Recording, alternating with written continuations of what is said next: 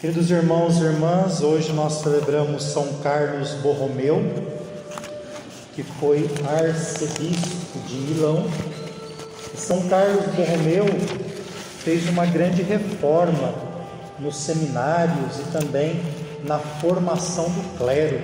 Ele contribuiu muito por caminhos errados que ele via que estava indo a formação do clero, dos seminaristas, e ele foi muito forte, em lutar contra isso e poder dar uma formação onde caminhava junto tanto a vida de oração como a vida apostólica. A parábola do Evangelho que nós hoje ouvimos é a palavra do administrador desonesto.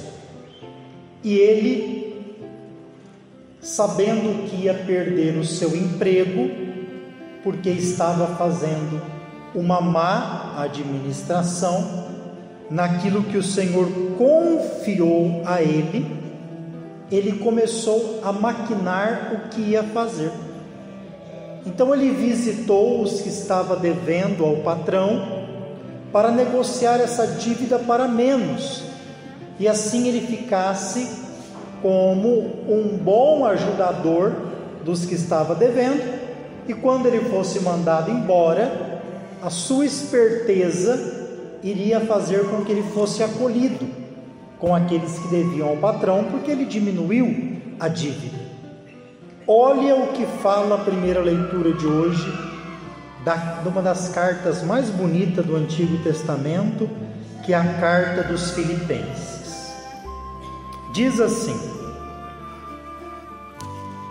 há muitos por aí que se comportam como inimigos da cruz de Cristo.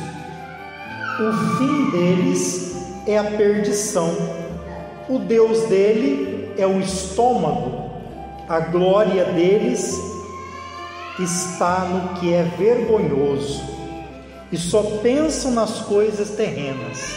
Olha, as coisas da terra são boas e devemos vivê-las bem, são saborosas, mas nós não fomos feitos somente para viver as coisas da terra. Nós somos chamados para ansiar, para buscar as coisas do céu.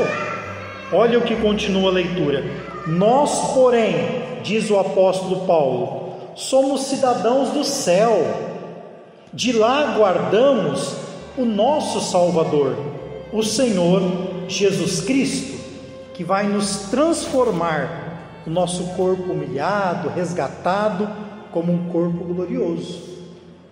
Esse administrador, vivendo somente dessa forma, ele não terá condições de se encontrar com o Cristo glorioso.